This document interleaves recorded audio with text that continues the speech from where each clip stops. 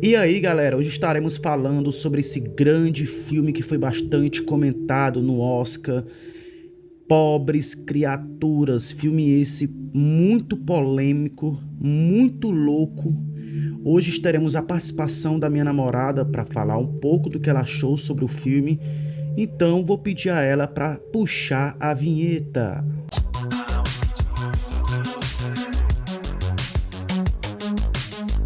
Antes de mais nada, lembrando que é uma crítica, né? A gente vai comentar sobre o filme, então se você ainda não assistiu, passe esse vídeo, ou então procura assistir o filme antes de assistir o vídeo, porque você vai pegar spoiler. Primeiro de tudo, vamos entender a temática do filme. Ele passa numa temática meio futurística, misturada com um período antigo. A gente percebe que ele tem uma pegada mais futurística em relação a carros e tecnologia, mas ao mesmo tempo as vestimentas. Em muitos momentos dá a impressão de que você está no período dos anos 20, pela maquiagem, pela vestimenta, e isso foi bastante comentado também por muitos críticos. Mas para entender um pouco da história do filme, eu vou passar para vocês que ele é um pouco estranho. Então tem essa pegada mais futurística. Mas para entender um pouco o contexto, que ficou confuso no filme, mas aos poucos você vai descobrindo, o filme não deixa a desejar nessa parte. Ele entrega tudo que você precisa para entender o que está acontecendo ali. Mas, já dando spoiler, né?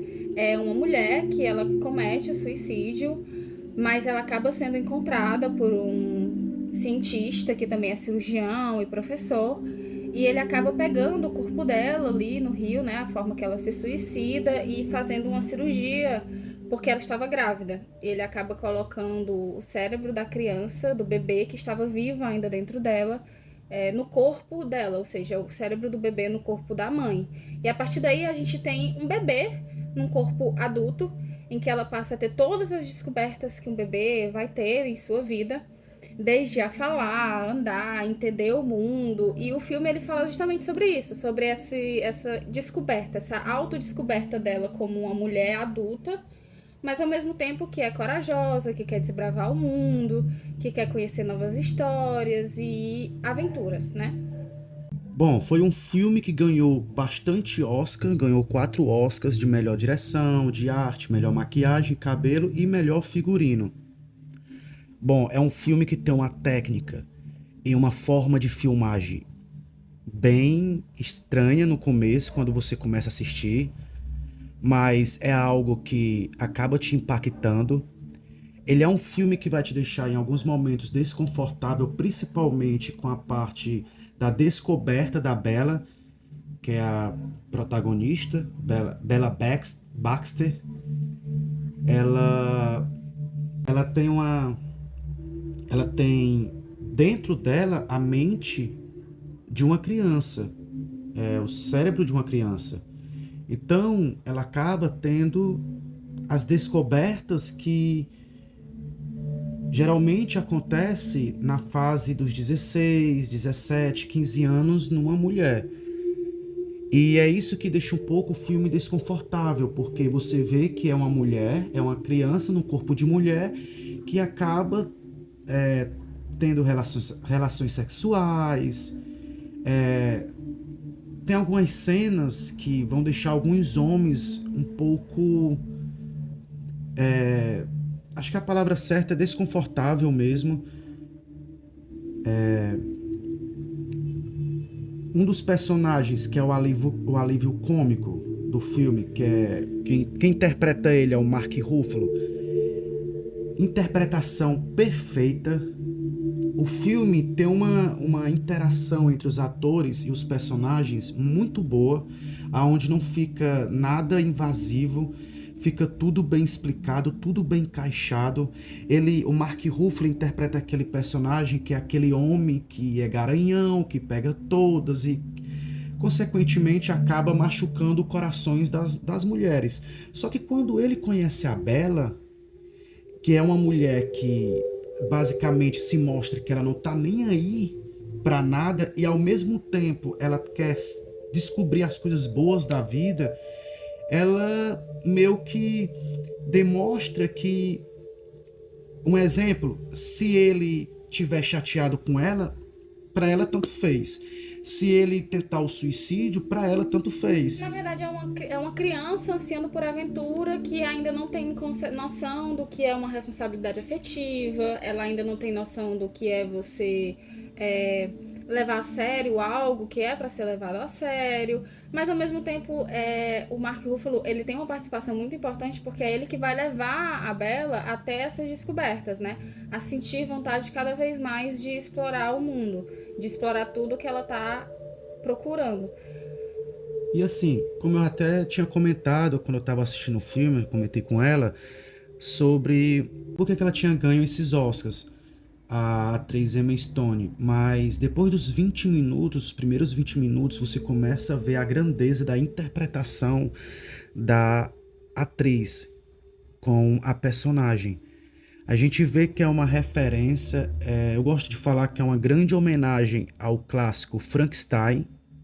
A gente algo perceptível no filme. A interpretação dela e tanto do criador dela, o cirurgião, que é interpretado por William Dafoe, aonde no filme ele é chamado de God, né, pela Bella, e ao mesmo tempo que ele tenta demonstrar aquele sentimento paterno por ela, você vê que ele não teve isso na infância. Ele foi uma criança bastante judiada, porque, pelo que o filme mostra, ele sofreu bastantes experimentos com seu pai. O seu pai é um grande médico, então seu pai, para poder experimentar certas cirurgias, certos remédios, acabava experimentando nele. Então ele acabou ficando com algumas sequelas que é perceptível quando você começa a assistir o filme. O filme tem uma transição de imagens do preto e branco para as cores muito bem relacionado. No começo você acaba achando que o filme vai ser todo em preto e branco, mas no momento certo as cores começam a aparecer. Ele é dividido em capítulos. Em alguns momentos do filme você vai perceber que tem alguns capítulos separando. Meu ponto de vista, eu achei ótimo, eu achei maravilhoso. Ele consegue explorar cada personagem de sua maneira, você consegue entender a personalidade de cada personagem de sua maneira direitinho. Porque o médico você sabe por que ela é daquela maneira, a Bella você sabe por que ela ânsia por aventura daquela maneira. Temos o advogado, temos o aluno que vai estar ali representando também um pouco do equilíbrio, né, entre a loucura do médico e a loucura de uma criança. Então temos ali um aluno que é aluno do médico, né, porque como eu falei, ele também é professor de uma faculdade. Mas eu acho que cada personagem foi explorado da maneira que deveria. Eu acho que a Emma atuou super bem no papel que ela deveria fazer, até porque é um papel super complicado. Um dos maiores destaques do filme é a autodescoberta dela como mulher. É uma criança se autodescobrindo como mulher, então ela soube explorar muito bem isso. Outra questão do filme, essa parte política do feminismo mesmo, das mulheres conseguirem se impor, as mulheres conseguirem mostrar que são donas dos seus próprios corpos e que elas não precisam ficar se regrando ou sendo submissas aos homens ou da maneira que os homens acham que uma mulher deve se portar. Ela é uma mulher que está explorando o mundo e ela não precisa de um homem para regrar o que ela vai fazer ou não, e isso explorou super bem. Acaba deixando o personagem do Mark Ruffalo a loucura. Ele acaba entrando num estado de loucura porque ele nunca tinha experimentado esse tipo de sentimento e relação com uma mulher. Há uma desconstrução medicina, da parte da medicina, muito louca, aonde você vai ver uma galinha com a cabeça de um porco e outras coisas bizarras que acontecem que você fica, caramba, de onde foi que esse diretor tirou isso? Bem, a gente sabe que esse diretor, ele é espetacular, o mesmo diretor do filme A Favorita, que também foi interpretado por Emma Stone. E também foi premiado, né? Então eu acho que vale super a pena assistir, é uma indicação super boa, você se surpreende a cada cena. Tem muitas situações que você não espera ou que você acaba descobrindo, então isso é muito massa. O filme ele é formado por vários pontos de clímax, né? Tem toda a questão política, feminismo, autodescoberta, as situações vão acontecendo de maneira inesperada, e um desses clímax é ela bater de frente com a vida passada, né? A vida que ela tinha antes de tentar o suicídio. A gente não pode esquecer que o cientista pegou uma mulher com uma vida formada. Então, assim, tem esse ponto no filme, o filme não esquece de destacar isso, porque poderia ser um questionamento das pessoas ao assistir. Mas o filme traz isso, o bater dela de frente com essa vida passada e como ela vai lidar com isso sendo uma criança, né? Então, ele também não deixa a desejar nessa parte. É um filme perturbador. A princípio, você começa a assistir, quando você começa a ver a parte da loucura das cirurgias do God, né, interpretado por William Dafoe, o eterno Duende Verde do Homem-Aranha, você vai perceber que ele vai chocar, ele te choca de todas as formas. Então, vale a pena assistir.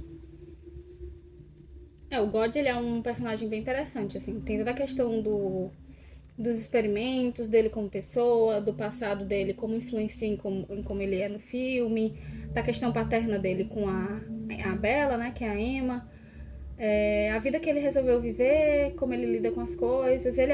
Pra mim, ele é o personagem mais interessante do filme, embora ele não seja o protagonista, né? Linda, qual é a nota que você pode dar para esse filme? Eu dou 9. Eu não vou dar 10 porque eu acho que ele não entregou muito bem em toda a atuação, né? Até os efeitos especiais eu achei um pouco... Não sei se é proposital o efeito que eles utilizaram, mas ficou estranho. Então, você que tá naquela dúvida de qual filme assistir no final de semana, eu sei que final de semana agora é Semana Santa e tal, mas se você quiser assistir um filme altamente louco, altamente desconstrutível e polêmico, assista Pobres Criaturas. E se você tá gostando, dê uma força, se inscreva, deixe seu like, comente. Compartilhe. Eu gostaria de agradecer também a galera aqui do grupo, os primeiros inscritos, né, que foram o grupo de mangá que eu acompanho, vai estar aparecendo aí. E galera, é isso. Eu particularmente gostei do filme. A nota que eu vou dar para esse filme é um 10. É um filme que eu aconselho a você assistir ele continuamente. Às vezes a gente tá assistindo o filme, para entre ali uma hora e pouco, e retorna no outro dia. É porque ele começa um pouco lento. Isso. Pode dar um pouco de preguiça no início de você continuar. Mas aí aos poucos ele vai pegando o jeito. E você vai gostar.